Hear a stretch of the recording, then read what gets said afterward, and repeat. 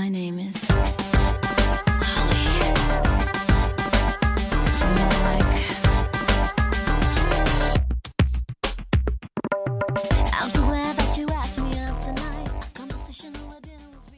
Hi David, how are you doing? I'm doing great, Joel. Very excited for this week's episode in particular. It's a special episode focusing on the Australian soap girls that turned their hands at pop in the noughties. But before we jump into that, how's your week been? Any Busy. highlights? Busy, even at this time of the year. Oh, honey, when you're the fast life of Joel Babington just gets busier. I love The Fast Life of Joel Babington. That sounds like an MTV series. A documentary television event. Yeah. That culminates to the launch of one's debut single, perhaps. Co-written by Hilary Duff. Oh, God, yeah. Someone get Hill on the phone. But no, well, speaking of Hilary, she said she's had talks with Disney Channel about rebooting Lizzie McGuire kind of with the character where she would be now. Nothing signed, nothing's green light, very, very early talks, but that could be extremely exciting. But the fact that she's up for it? Oh, Hill's up for it. Has she always been up for it? Or has she been one of those people that's like, need a bit of distance? She had the distance, and within the past 5-10 years, she's always embraced Lizzie when it's come up. But yeah, my week's been very good, very busy, just in the run-up to Christmas. Work isn't slowing down just yet for me, but I'm happy about that. And yeah, just non-stop boozing as well this time of year, isn't it? I mean, I haven't gone out myself in like about 9 months, like properly gone out. And then I think in the last few weeks, we've gone out together. Mm-hmm. We went out to Push the Button. Had the best night out ever. Really was the best, like genuinely, I'm not just saying this because you're in front of me, but like genuinely the best night out in ages. Like hearing Nadine Coyle, Nicola Roberts. Hearsay, 18s. Did I play Hearsay? Yeah, do you not remember? Also 18s, I remember you jumping on stage for that. That was just... Yeah.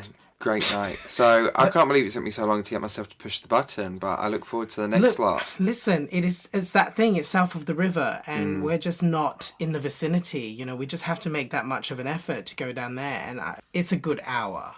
Isn't it? Honey, to get from south to hour. I mean, unless you want to Uber it, like it's just, yeah.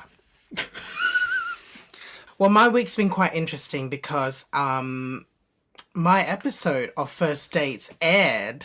Of course. I'd completely forgotten about it because originally they would say, oh, you know, it might be out in the summer, and then it didn't happen. I thought, okay, they've definitely scrapped our date because it probably wasn't like, you know, sassy TV worthy material. And then I just got a call like a couple of weeks ago going, oh, by the way, you'll be in the ads from about Friday, so you might notice like friends getting in touch saying they've seen you.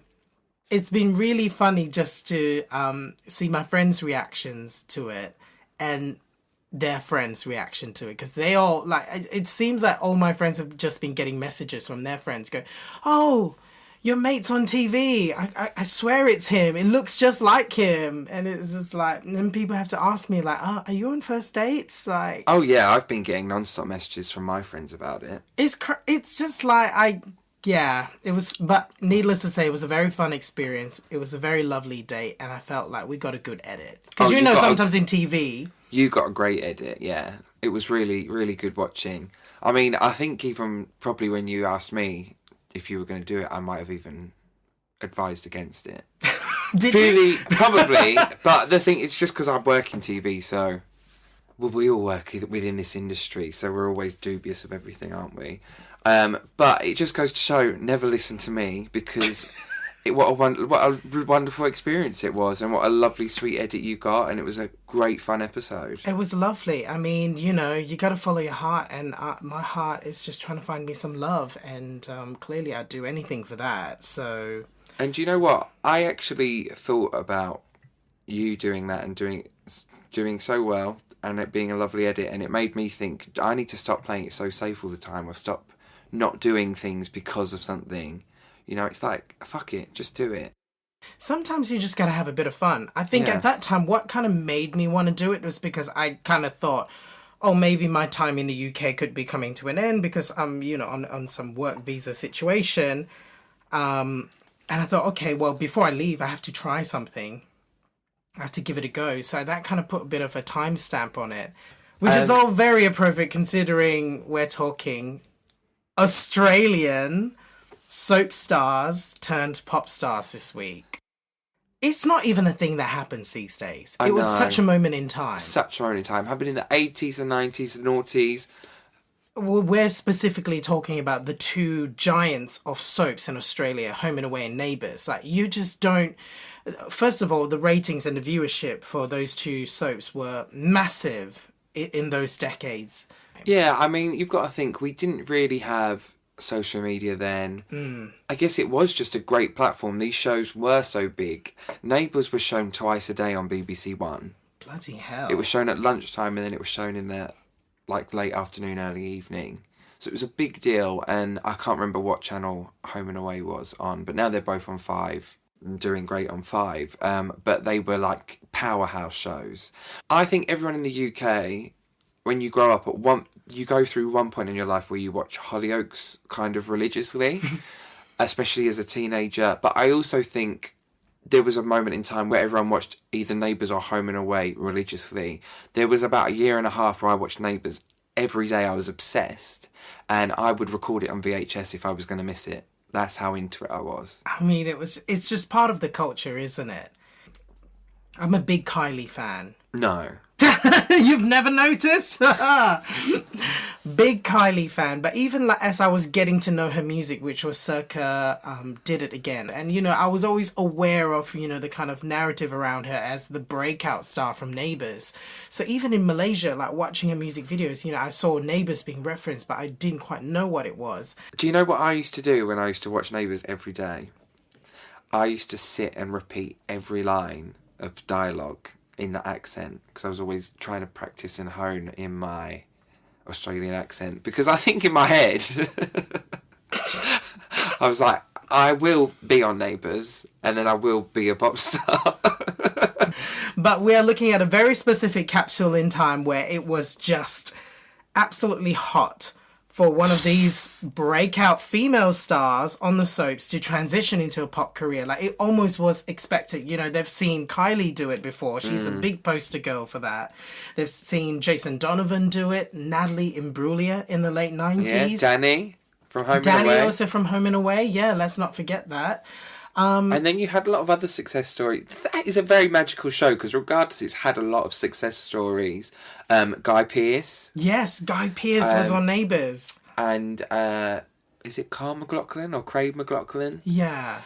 He was of the Kylie and Jason era, I think. Yeah. Don't quote me on that. Obviously, Chris Hemsworth. Was he on Home and Away? Home and Away, yeah. Oh my God. So, and obviously the absolute Academy Award darling, Margot Robbie. Margot Robbie. Which one was she on? She was on Neighbours. Oh my God. So, and then obviously these esteemed people that we're going to talk about in today's episode. Yeah, which is, what gets us really, really excited. Well, me in particular, because it was just like such a part of the kind of pop star hype machine that we had in Australia.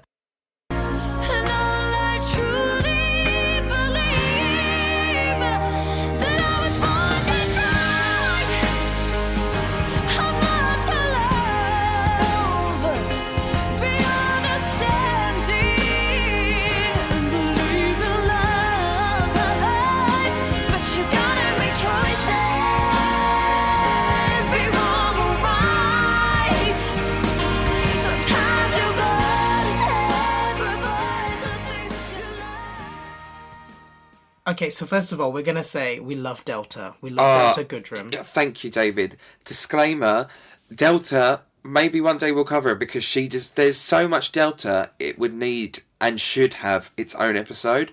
So please, there is no Delta shade. We had Delta stands in this house. Absolutely adored her Olivia Newton-John covers album this past year. So much back catalogue, we cannot include that in a special with a bunch of other girls. Something interesting I learnt from living with David, which shook me to my core, is that Delta had a song out before Born to Try, which was never released here in the UK. And maybe I was just living under a rock, but I had never heard it or seen, or I didn't even know about it until David brought it up one day. Well, it rocked my world. That's all I'm going to say. She had a debut single before Born to Try, which I would say is very Britney Spears meets Mandy Moore. Oh my God, that's a perfect description for it, actually. But the aesthetic, if you watch the music video, it's kind of those two, it's Britney and Mandy pushed together, I'd say. I Don't Care, absolute bop.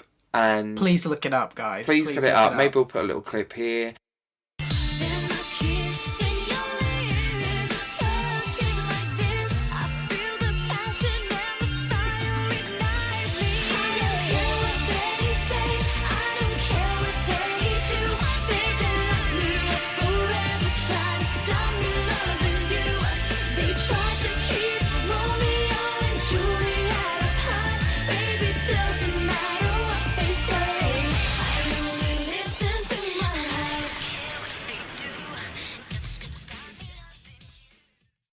I can't believe it went to 64 in Australia, I believe. 64! Maybe it was meant to be that it wasn't a success because We Got Born to Try, you know, kind of forced her to kind of take a back seat, do other things, go on Neighbours. Exactly.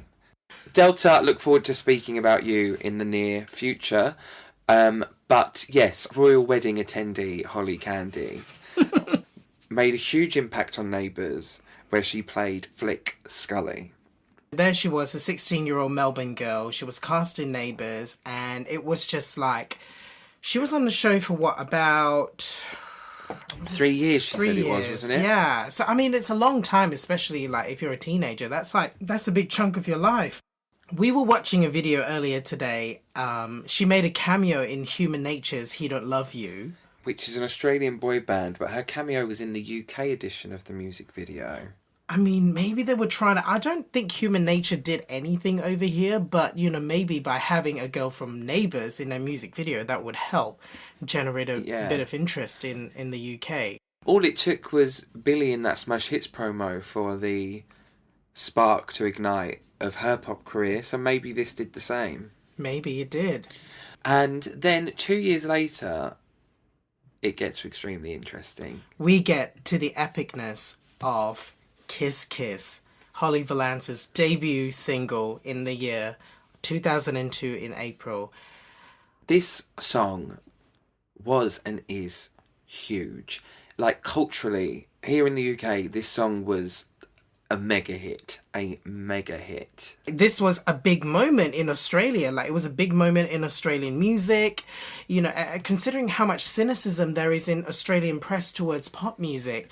You know, when Holly went from Neighbours, first single out the gate, straight at number 1 with Kiss Kiss, and that music video just on high rotation everywhere.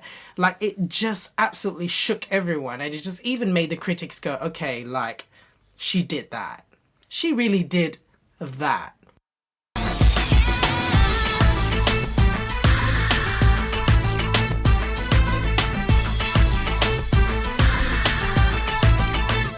Mwah. You don't have to act like a star.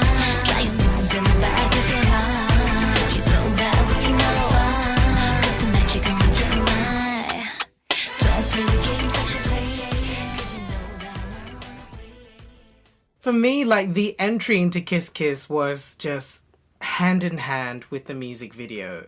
It was a Popstar experience, wasn't it? Oh, it was. It was literally A Star Is Born at the music video.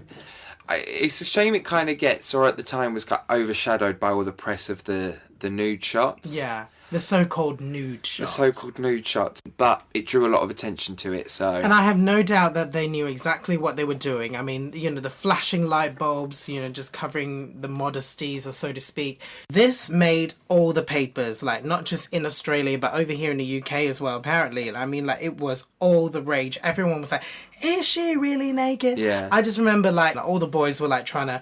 Take the music video, pause it, slow it down. That marketing angle, or the PR spin was also used a lot when Adam Rickett released I Breathe Again. Was he naked in He's that? naked in that sort of, like, telephone booth tunnel thing, glass thing. And the thing was, are you really naked in the video though, Adam? He was like, no, I'm wearing boxers, but for some shots I had to take them off because they were getting in, so yeah, I really was naked. So I was at home rewinding and pausing the video. And then he had to dress everyone alive and kicking. Look, boys, you can do all that. Obviously, none of that happened. But the video was my sexual awakening, I'll tell you that much. But she really put in the work circa the promo for this. Like, it was such a good thing that she decided to leave Neighbours and fully commit to this, because she was everywhere. She was in Japan, she was over here doing Top of the Pops. There's an excellent performance of Holly singing it at something called BBC Choice. And I don't know, it looked like it might have been Hyde Park or something at that level. And she delivers a great live vocal and the best Ariba I've heard in pop music. Stop it. Just spontaneously bursting out with Ariba! It was like, okay.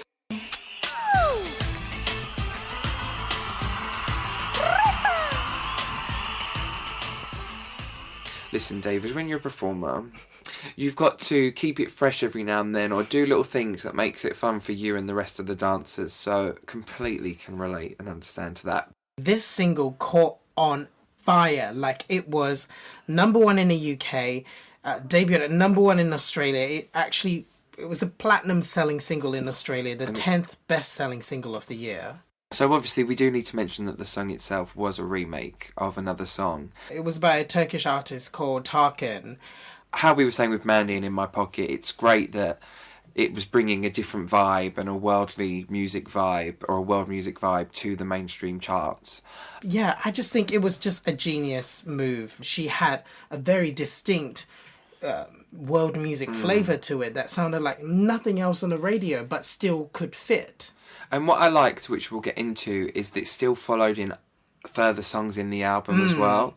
So following Kiss Kiss comes the all-important second single. I mean, where do you go from a monumental global hit like Kiss Kiss? You know, she completely takes it in quite a different direction with Down Boy in September 2002.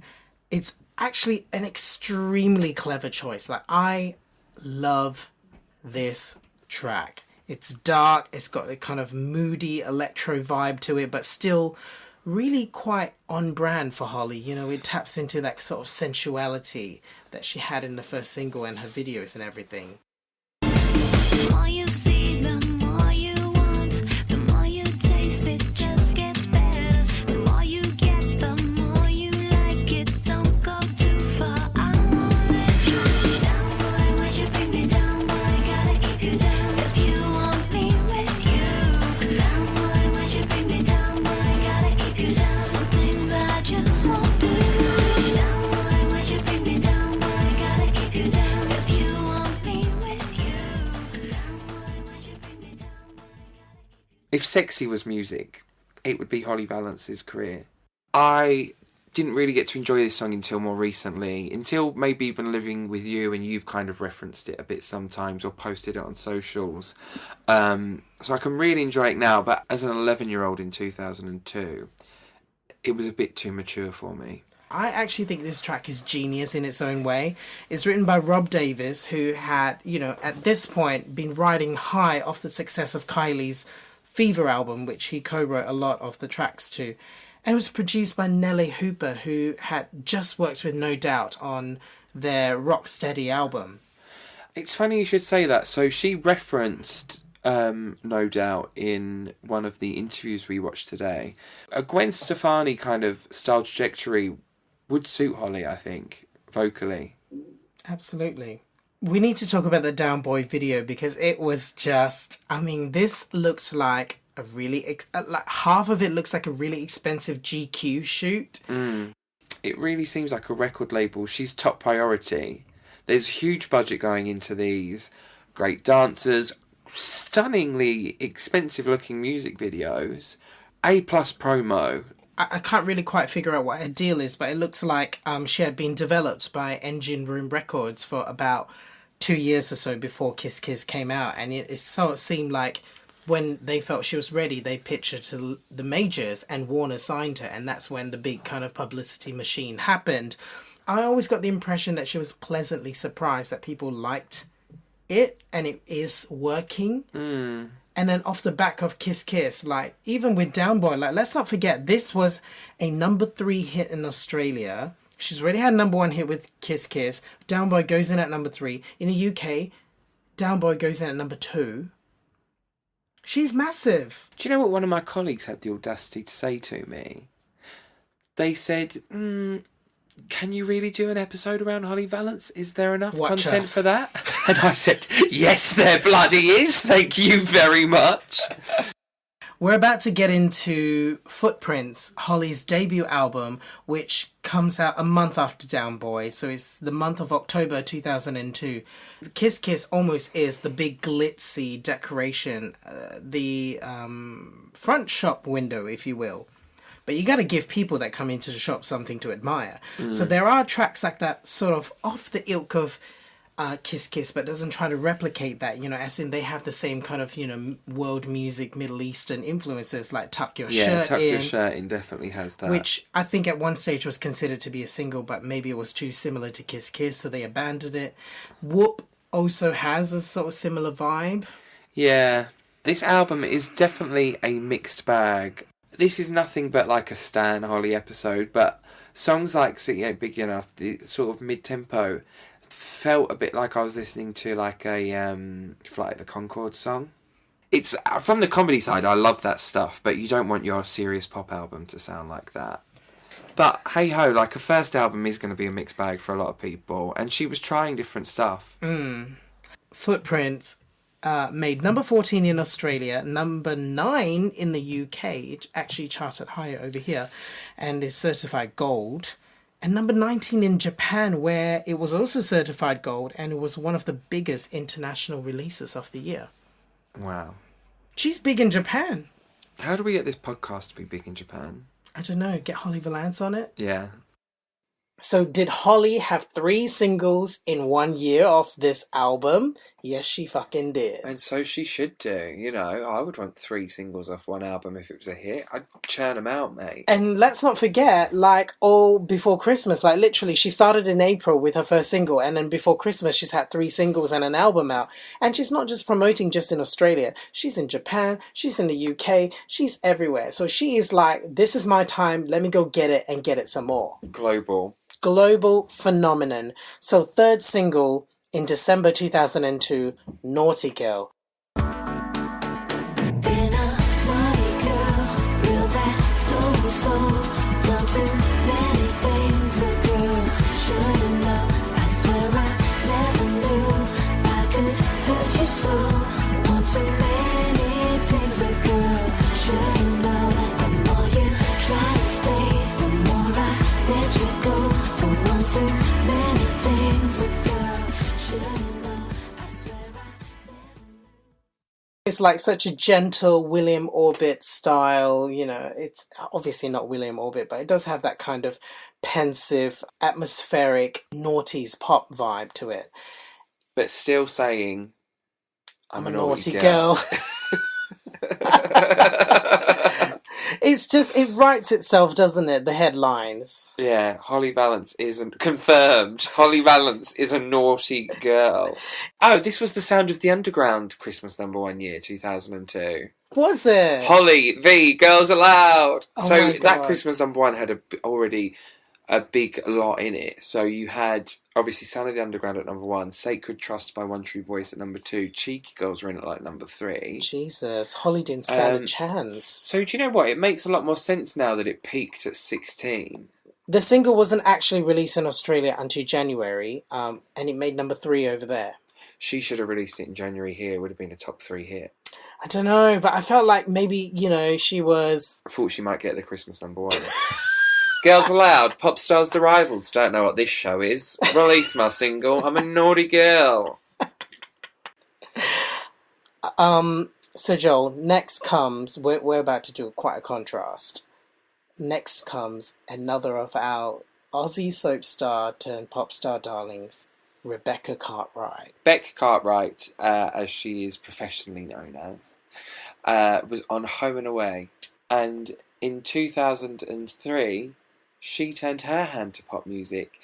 You know, there were probably labels on management or Home and Away thought, well, they're not stealing our thunder. Who wants to be a pop star on this show? Come on, Becky. So Bec Cartwright started on Home and Away in 1999. I can't believe that she started in the 90s. When Bec turned to pop music, she didn't leave Home and Away. So there was a lot less all-in aspect.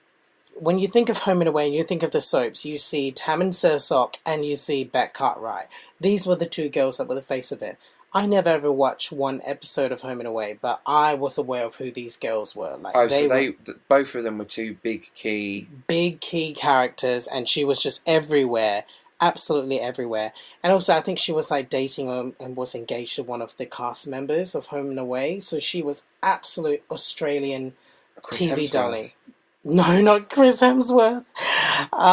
She was a regular on the TV supplements. You know, she was just that girl. You know, she was just girl next door. Yeah, that's exactly what I was going to say. Where Holly was the naughty girl, this is the sweet girl next door. She was the sweet girl next door. Even though they were the same age, the products they turned out in terms of pop music were extremely quite different. Very different.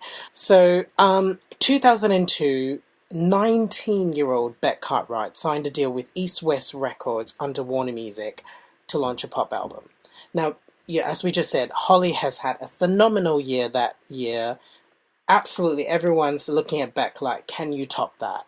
Literally, Delta Goodrem is about to relaunch. In fact, Born to Try comes out a week before Bec's debut single. Oh wow, and what a contrast that is as well. Very big contrast. No, this is like young Celine Dion, young Barbara kind of thing. Amen. Yeah, so this whole album and concept and person was brand new to me in research for this episode. And it's a funny one. All Seats Taken it is a very fun track. The lyrics are bogus, absolutely bogus, but that adds to the fun of it. It sounds like a Xenomania demo that we'd never get to hear.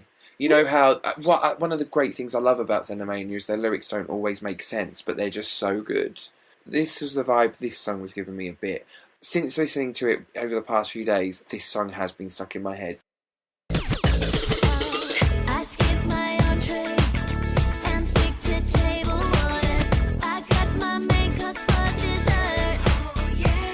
I dim the lights, the DJ can take a hike, 'cause we don't need no chaperone tonight. 'Cause all I want is what you got, all seats taken. And all I don't is what you not, no mistaken. And all I want is what you got. I like this. I like it. It's very 18s vibe. I love that. You know, that's the sound. You know, The single made number 10 in Australia and is certified gold. It became the 16th biggest selling single by an Australian artist that year. the music video is extremely reminiscent to Jessica Simpson's A Public Affair. I remember seeing this on Video Hits. She's the dream marketing for that. Blonde, sugary sweet girl next door, fun music. I think if you had the Bec Cartwright album when it came out, perhaps, you know, this would have been a moment for you because, Yeah. in fact, let's get into it because, Yeah. I mean, she released one album with East West Records, self-titled Bec Cartwright. It came out the following year in June 2003. But in that, she had 3 singles all up. Before the album dropped, she had On the Borderline. Which isn't on the Spotify album. For me, this should have been the debut single. I mean, it was more current sounding. You know, she worked with British songwriter Matt Prime, who had worked with East 17 and Sophie Ellis-Bextor. A fun music video. I liked the whole magazines thing. I love that we are seeing a more glamorous side to Bec in On the Borderline. You know, she's dirt bike riding. How's that more glamorous? But she had her hair extensions in, she had the fake tan on. It just looks more glamorous when she was like shaking her hair out of the helmet. You know, but unfortunately at this time people were just like, do you know what? I think the concept of Bec Cartwright, the pop star, we're not quite into. So the single only made number 29 in Australia, which isn't, I mean, we say number 29 is quite good, but number 29 in Australia is like people haven't heard of it. Little by little, can you satisfy?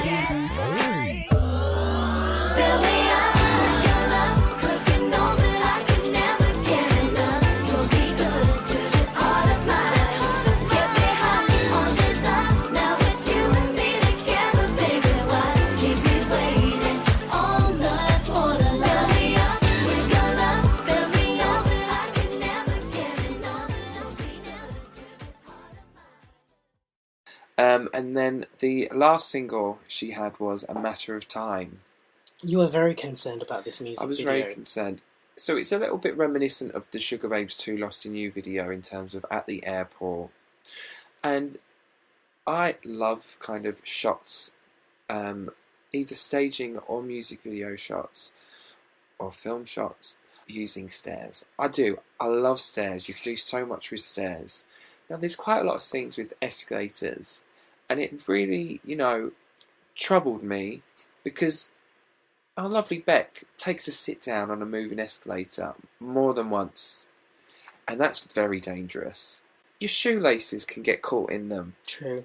If it's going up or down, your hands could get caught in them. Oh God, didn't even think It's about very that. dangerous. Mm-mm. It's extremely dangerous. Your hands get caught in all of that. She rested at her naked elbow. Escalators are dangerous. And Bec, please don't sit down on one again. And she was reclining on it. She was relaxing on that moving escalator. What are the kids to think? That's why I only went to number 29. Parents were saying, my child is not watching this. Actually, this didn't chart 29. Wherever it charted, 28 or 26. 26. What do you think of the overall album? Because this, in my opinion, like listening it back with fresh ears in 2018 and having done our first episode on S Club Juniors, I personally feel like this, vocally, Bec is serving something that's closer to the range of S Club Juniors. Even though she's 19 years old, yeah, this does feel very young. Her vocals on this feel very girlish, and it's not a body of work that really says, hey, I'm trying to express myself as an artist. It's more like, I have a huge teen fan base, and this is the kind of music that they would probably buy. Yeah, it's very Radio Disney friendly. This album has its moments, like genuinely, there's a track on there that's written by Sophie Ellis-Bextor. It's called What's Got Into You. Sophie, if produced for S Club Juniors. What's got into you? You think I'm playing around, but I won't let you down, baby. What's got into you? I tell you nothing is wrong. The feeling is strong, getting stronger.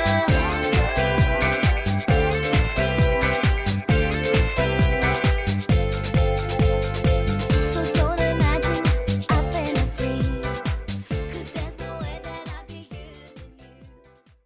So Bec Cartwright's album made number 21 in Australia. I mean, we can't fault Bec. Not every singer's graced the same opportunities, unfortunately. Holly ran with the opportunity she had. I don't think those cards were laid out to Bec. But there's the trailer online, which is a lot of fun for Bec's album. It's your favourite Home and Away Girls debut album is out now. And for a limited time only, you can get a free personality poster. I want to know what a personality poster is. Me too. There's just these someone must collect all these pop rarities of free things you would have got with some albums. So this personality poster, when Scooch originally released their album, you could get a lunchbox. I still want that lunchbox if anyone's got it. So before we move on to the other girls of our Aussie Soapstar to Popstar episode, let's look at Holly Valance's second and unfortunately final studio album. Thus far, State of Mind. So it's the year 2003. So literally it has been a year and a half since Kiss Kiss come out. Like, this is no time at all. She comes back with State of Mind, brand new single, new sound, new image, new producers that she's worked with, and I'm fucking standing.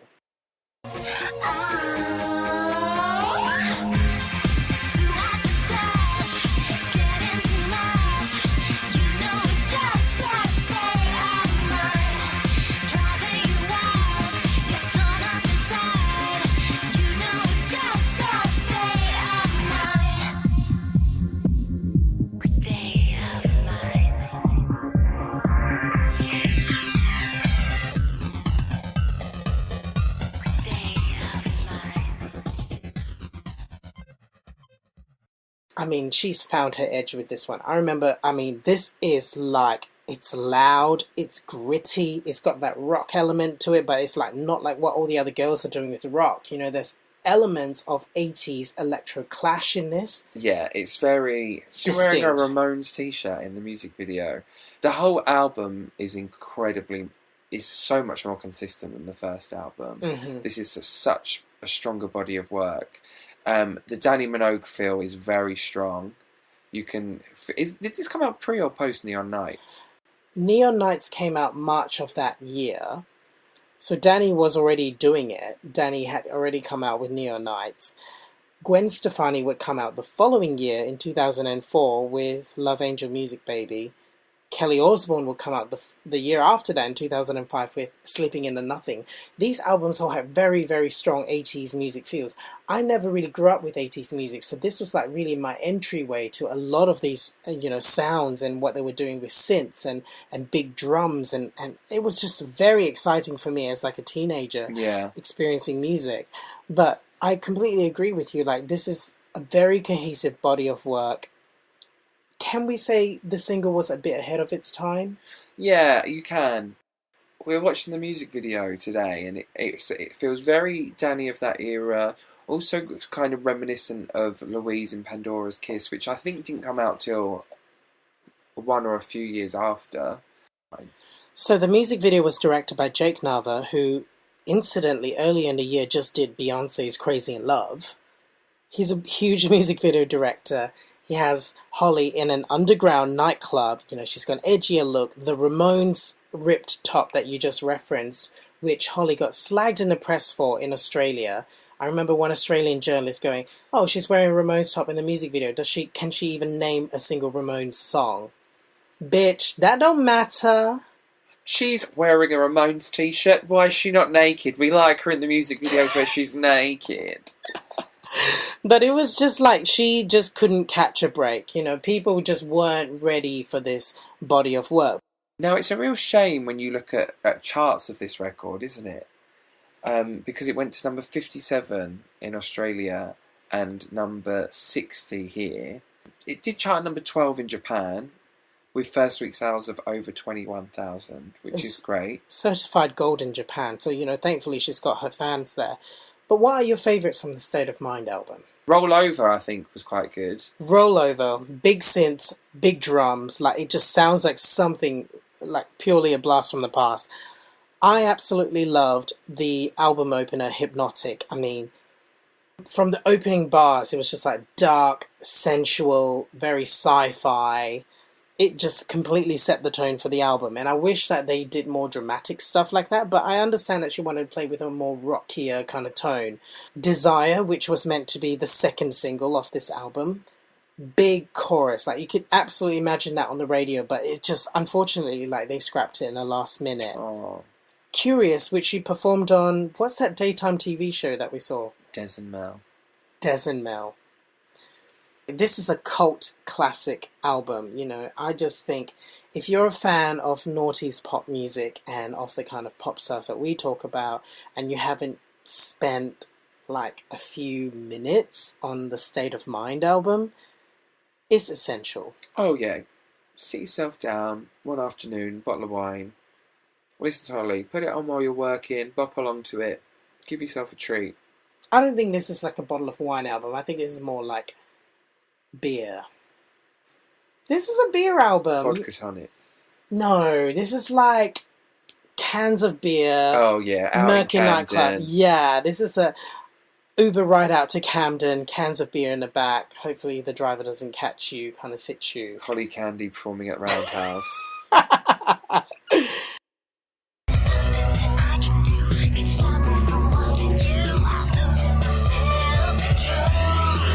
If I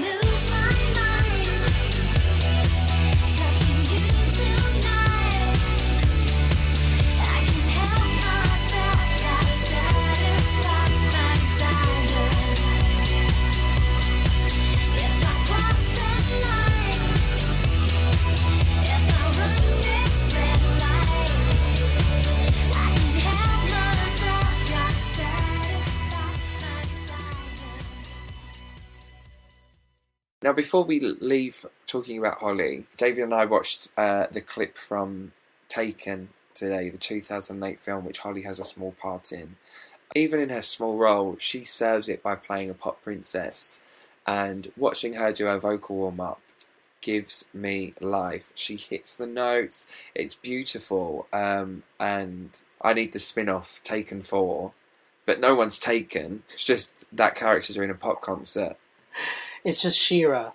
Taken Just Shira, yeah. by Shira. Taken 4. Shira's International World Tour. And it's more just where Shira takens you on a journey. I've been taken with Shira. Taken 4. Give me more. So, we've already covered the wonderful, short but brief career of our girl Holly Valance, and her home and away, sort of not quite nemesis, but, you know, chart contemporary, shall we say, Bec Cartwright. And then following from Holly's State of Mind album in November 2003, a year after, we would get another soap star to pop star transition from South African-born Australian singer and actress Tammin Sursok of Home and Away. So Tammin joined Home and Away when she was 15 in 99. She stayed with the show for 4 years and then decided to leave to launch her pop career.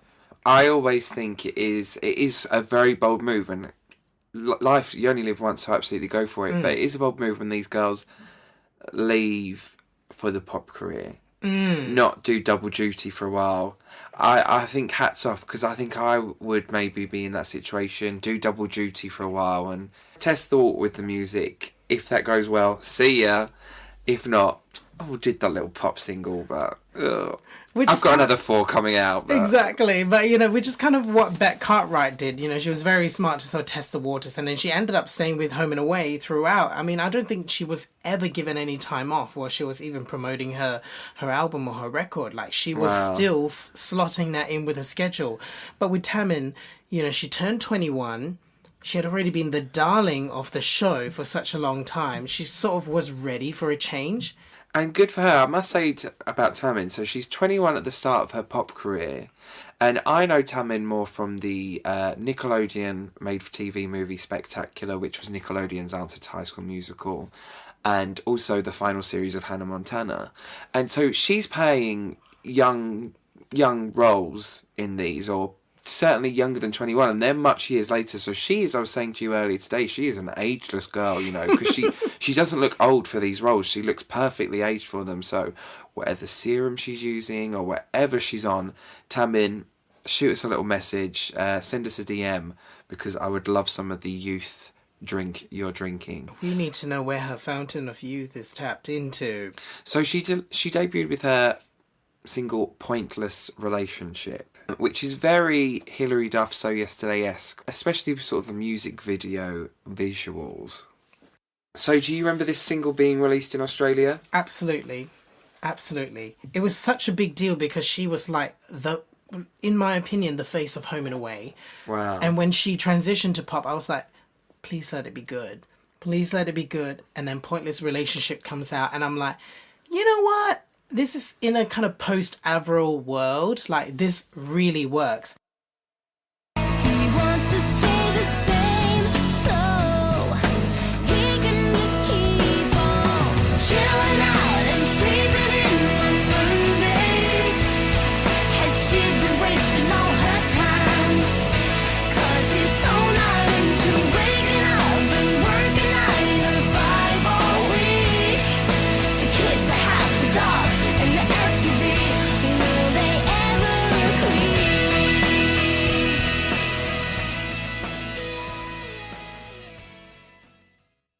And the music video was so, like, very American style, wasn't it? Like, it was Very. kind of LA girl vibes. So I was like, this girl is going to be absolutely big.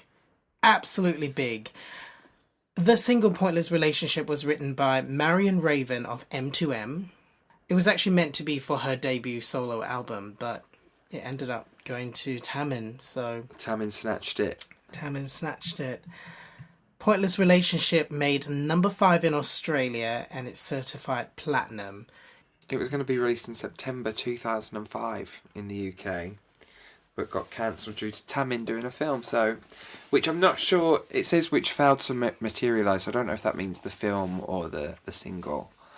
I mean, imagine if she was over here. I think you would have really gotten into her around this time, because this was the time you really tuned into pop music. Oh God, Hillary was my number one. This was peak me. Hillary, Ashley, I was obsessed. So yeah, if there was a new pop rock girl, I probably would have really jumped on board. I have all the warm nostalgia with the other things, whereas this one I'm not seeing it through those eyes. You know, sometimes we come to these things late, or, you know, they come to us late, you know, in life. With Tammin, I think there was just so much range in her that she just really wanted to show her musicality. So she signed a deal with Sony Music. She went to Sweden to record the album. Good girl. Literally, some of the biggest names of the time were working on Tammin's album. We had John Shanks, who did Ashlee Simpson's first album. We had Matthew Gerard, who was doing a lot of the pop rock stuff. Bratz Dolls, the soundtrack. You know, They were bops. They were The bops. Bratz songs were bops. There were bops on those Bratz soundtrack. Savan Kotecha, who, you know, was writing for Shane Ward at the time, and a bunch of other kind of I think Westlife as well, or, you know, whoever it was, but eventually would go on to write for Ariana and work with Max Martin. Like, these are great names to be involved, and they were all on Tammin's debut album, which unfortunately isn't on Spotify. Yeah, so yeah, Tammin's debut album, which is called Whatever Will Be, is not on Spotify UK, so I have not had a chance to jam to this. And maybe I think that album would make or break for me if I wasn't super feeling the singles. I'd probably be drawn in with the album, and then I'd end up loving it all. For instance, So Yesterday I didn't love. Oh. But because I loved Hillary, So Yesterday drew me in. So Yesterday was quite big in Australia, but again, like, just like you, I wasn't really checking for it. I was checking for it. I still bought it. Both CD1 and CD2. But then Come Clean was the single after, wasn't it? And that's one of the greatest songs ever. That blew me away. That was when I was like, okay, it's time to admit I really quite like this. I have no shame about it. So Whatever Will Be, you mentioned Tammin's debut solo album. The single off that title came out in March 2005, and it's a absolutely gorgeous, tender, very wintry ballad. And I think it really kind of showcases her range, you know. She's gone from this kind of giving you a radio-ready pop rock single to a piano-based, you know, lots of strings, very lush ballad. Very moody European feel to it, I would say, as well. And that music video was gorgeous, wasn't it? I mean, it was just her walking all this time in the back of my mind, just based on my memory of it. I thought it was like filmed in China or Beijing or something. But now I'm looking at it, I was like, I don't know. Do they have trams in China? I'm not really sure. Say whatever will be, will be. Take the good, the bad, just breathe. 'Cause although we're lying to no one lies nothing. No one knows if shooting stars will land. I finally learned to say whatever will be, will be. So this song was covered by one of my faves, Vanessa Hudgens, from High School Musical fame, for her debut album, V. And it was an album track. She didn't release it as a single. Having heard both versions, I mean, it's identical. Have you heard Vanessa's version? Oh, yeah. No, you know The V Vanessa's album. version. Yeah. I was jamming that back in the day, of course. You know you miss your baby V. But it's just like, I never really got into Vanessa Hudgens, a pop star, but I was given that album to review when I was an intern at the Herald Sun in Australia. And you gave it a glowing 5 stars. I gave it about 3 stars.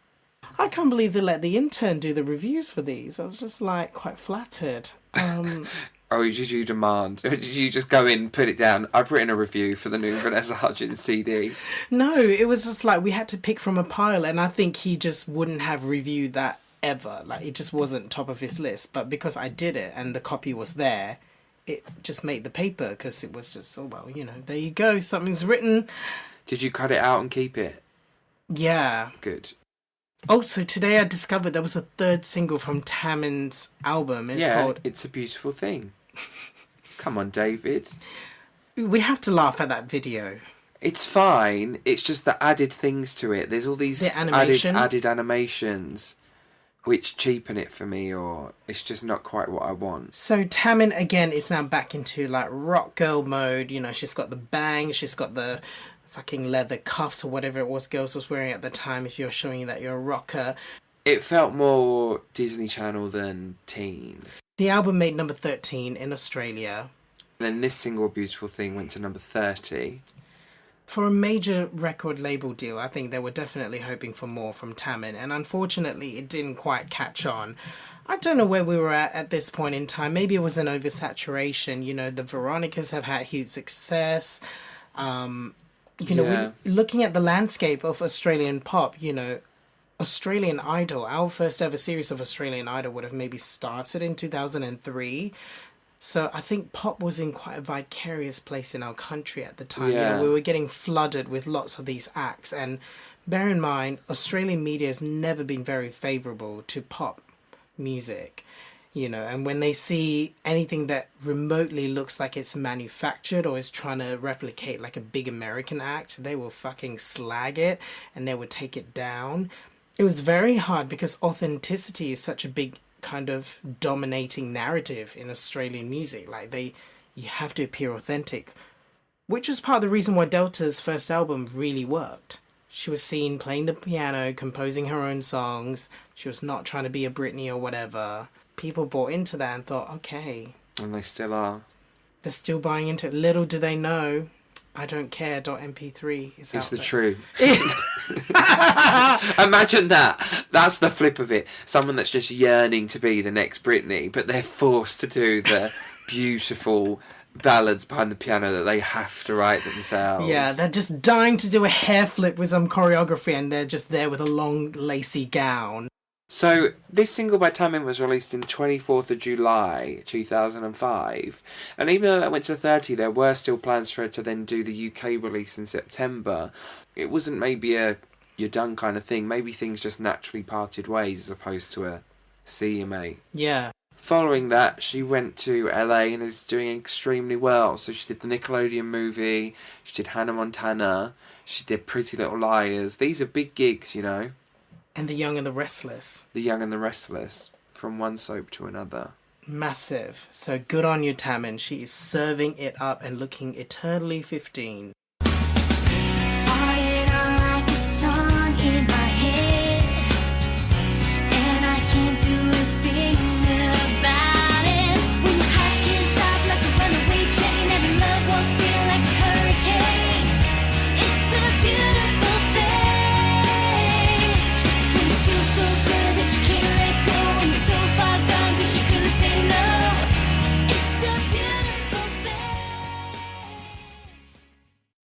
So following on from our girl Tammin's efforts with Sony BMG, I mean, it was a big record label product. Are we coming to a stage where maybe the Aussie soap star to pop star transition is becoming a little bit tired? You know, I mean, it's now 2005 rolling into 2006.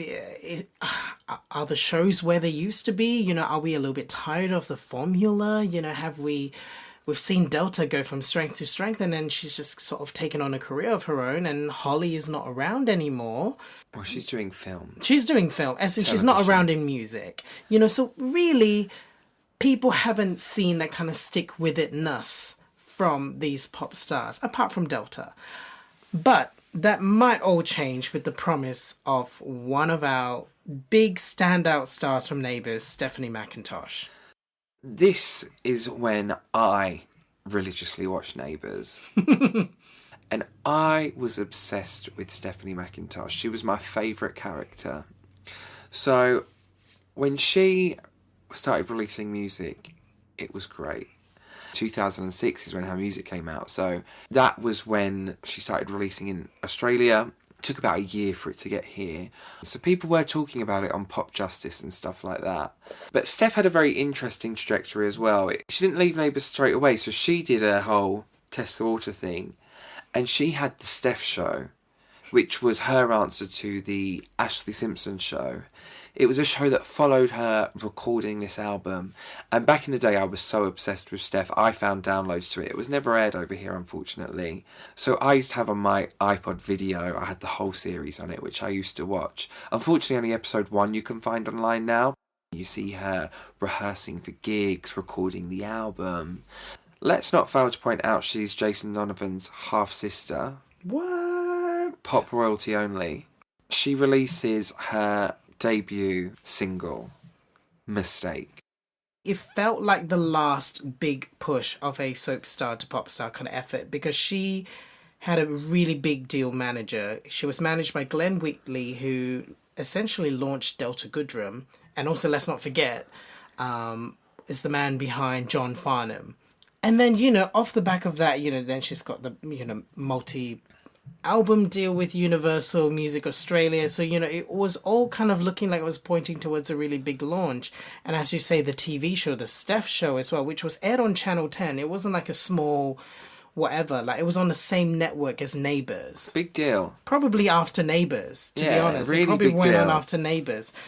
And, you know, at the time, she was also in the press a lot for dating Nick Rewald. Who was a star AFL player.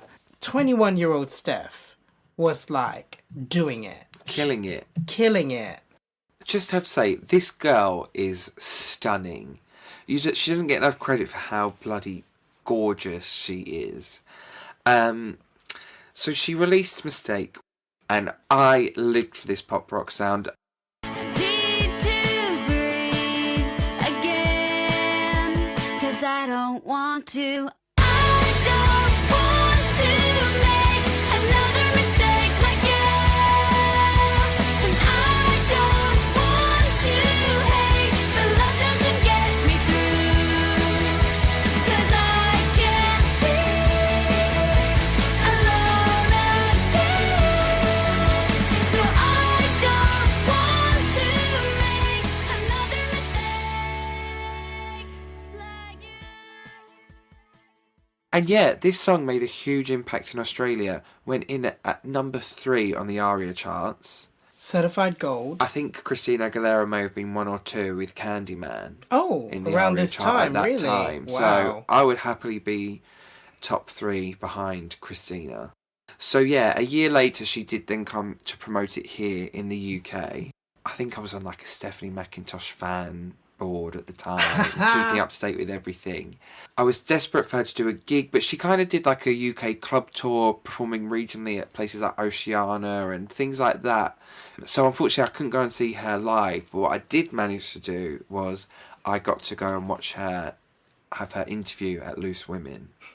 So I was sat in the audience for Loose Women, and it's hilarious. You see me, like, it cuts the audience, and there's me right near the camera.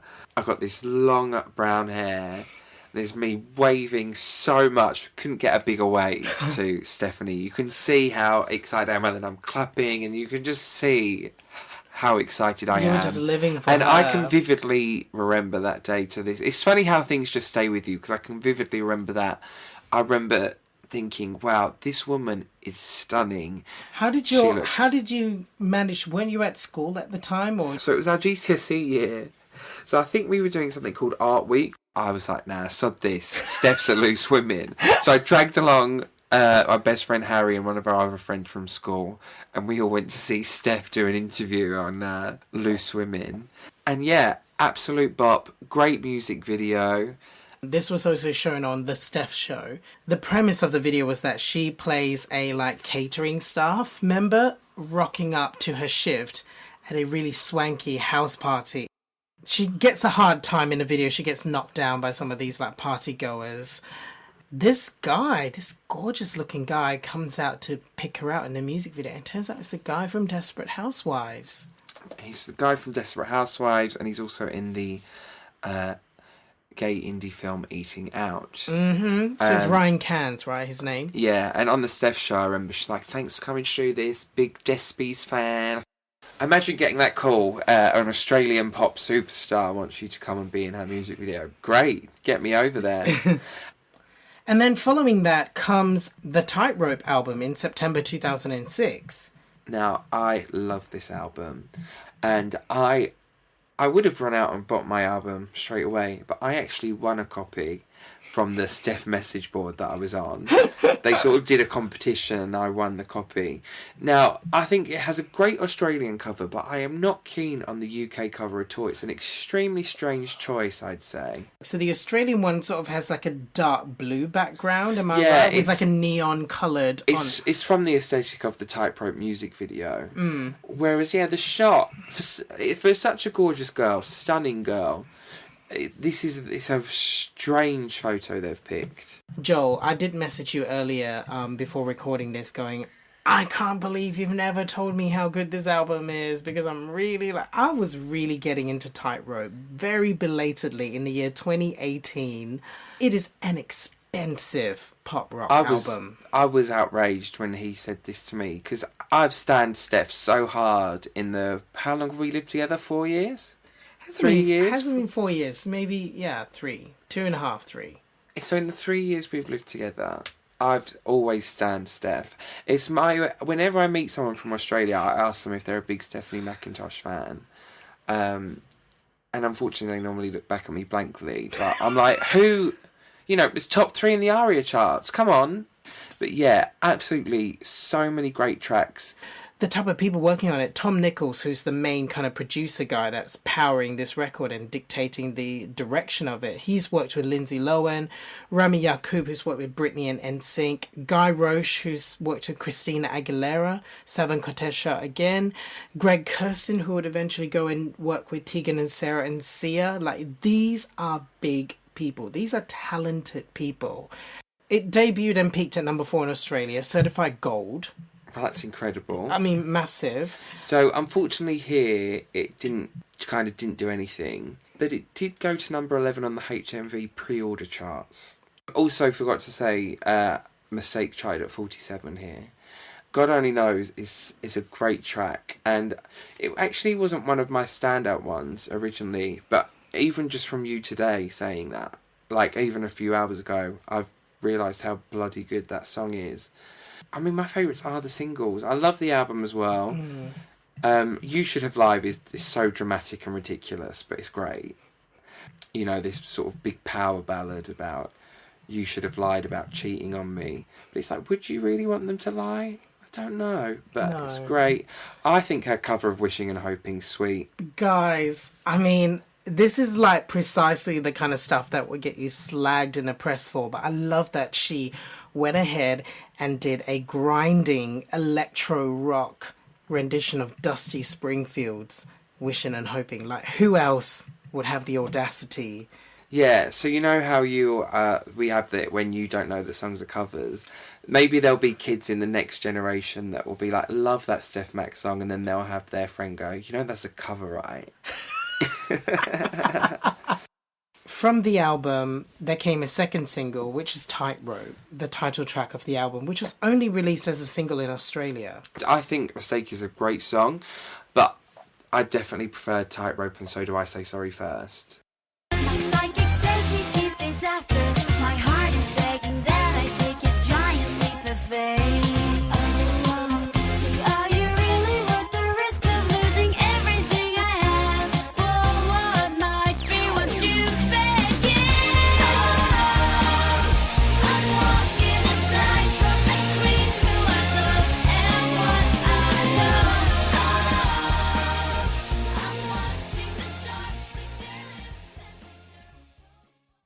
Tightrope was actually sonically quite different from the other tracks on the album, wasn't it? Because it had a more slinky electro take. It's almost like this album was different ends of Hilary Duff's career. Yeah. This is like Dignity era Hilary.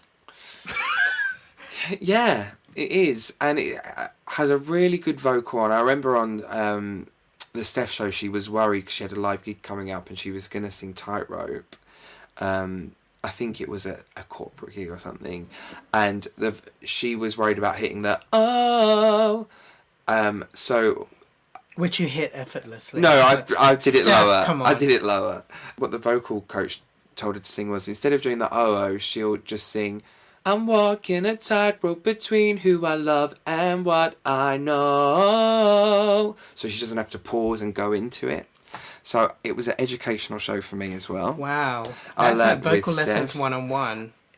And Tightrope is such a quite a moody song, and I used to love the lyric. My psychic said she sees disaster. I was used to sit there and be like, wow, shit's gonna happen.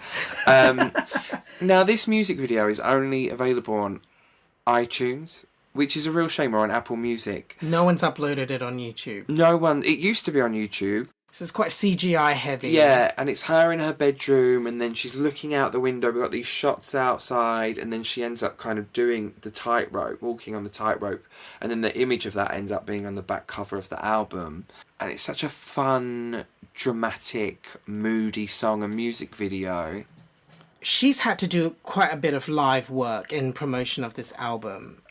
You know, she appeared on the Footy Show, and she was criticised for it. She gave a live performance, and she had a problem with either playback or her earpiece. She couldn't really hear herself.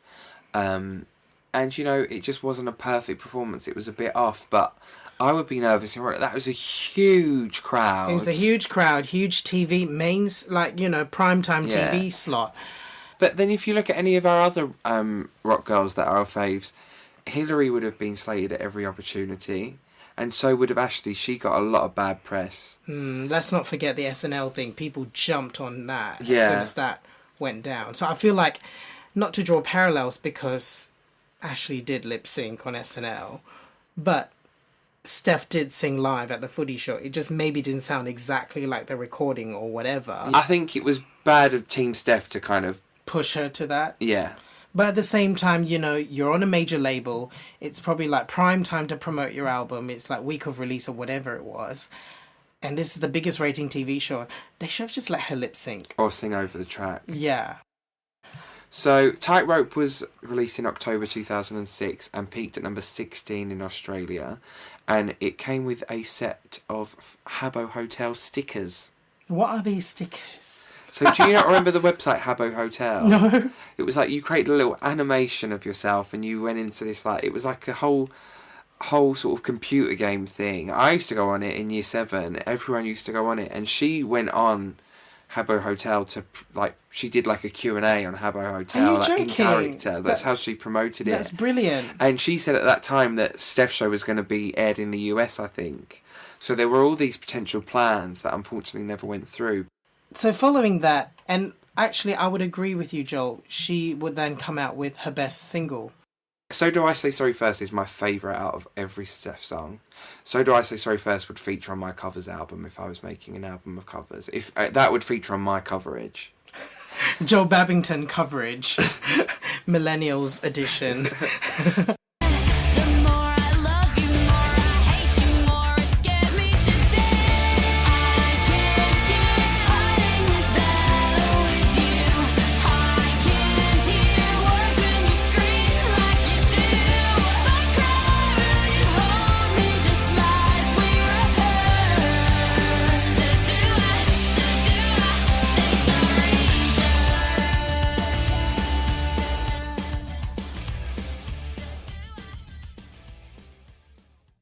I remember, like, really trying to, like, think about these lyrics when it came out. So I'd be like, so do I say sorry first? Wow. So, okay. So you've had an argument and you know they're going to say sorry, but should you say sorry first? Wow. I just remember spending so much time thinking about absolutely nothing. And she did this big performance on the Australian MTV Music Awards for it. And again, unfortunately, it was the vocal didn't go as well as hoped. But it's a shame because it was still this... At the time, I had the video and I uploaded it on my Facebook because I just loved the performance, even if the vocal wasn't great. So it's just a shame that those two kind of big deal performances didn't go as well as they could have. But Steph recently posted, maybe last year, when Pink did a big acceptance speech, that after this performance, Steph was either upset or crying in her dressing room, and Pink knocked on the door to give her kind words about her performance. Oh, bless her. So this was technically Steph's second single here in the UK as well. So it was released as a download only single here. So when people, I remember when she was doing promo for Mistake, people say, did you write the song? She goes, no, but I wrote the next one. Get that plug in, yes. And, you know, it's a good answer. You know, I didn't write this one, but I did write my next single. It's the only song on the album that she wrote, which is a shame we were robbed of a second album, because it would be really interesting to see where that would go. So Do I Say Sorry First charted at 34 in Australia, and it charted somewhere between 200 and 300 in the UK on downloads alone. It had pretty much no promo whatsoever, and there's a scene on the Steph Show where she's playing it to Jason, this song, So Do I Say Sorry First. Jason Donovan appears on it. Yeah. Oh my god. On one episode. Oh. I either got this show, Steph, get me on it. Is that your Australian accent? Your Australian dad accent. I love it. So just quickly as we're rounding up, I mean, you mentioned before, So Do I Say Sorry First as the definitive song for anyone wanting to check out any Steph McIntosh material. What would you say is the one for Holly Valance? Minus Kiss Kiss. Of course, minus Kiss Kiss. I would say Down Boy. Oh! Yeah. Okay, someone's gotten into that. Because I've gotten into it, yeah. It's because it took me so long, about 10 years. Maybe more. Maybe but yeah. about 15 years. What would you say? State of Mind? I really just want to encourage everyone to just get into the cult classic that is the State of Mind album. Yeah, just that dive album into is that. great. And do you have a definitive Bec or Tammin song? Oh, I do. I certainly do. I mean, I have to say, Bec Cartwright's All Seats Taken still gets played in 2018 for me. Really? Yeah, it's on my Smash Hits Party playlist. Yeah, but the edit version, which is like a little bit shorter, so I can actually download the tracks on my iPod.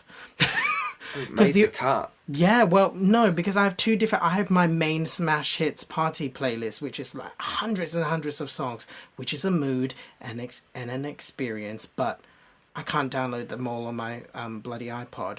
So I make an edit version, and All Seats Taken's in there. Wow, get it. And Tammin? Tammin's essential song is Whatever Will Be. Really? The ballad. Well, my essential song out of all of these is It's a Matter of Time. No way! No, this is a joke. It no, is a oh, joke. it's a joke. Oh. Joel, you got Bec excited for a sec. I'm only joking. Got her excited. But it's been a real blast to talk about these Aussie girls.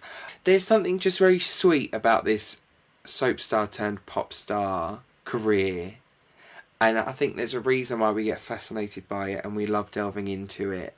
So it's been a real joy to shine a light on these four girls. Even if I've been a bit negative on some, I've really enjoyed the whole back catalogue, and they've all really got great things to offer.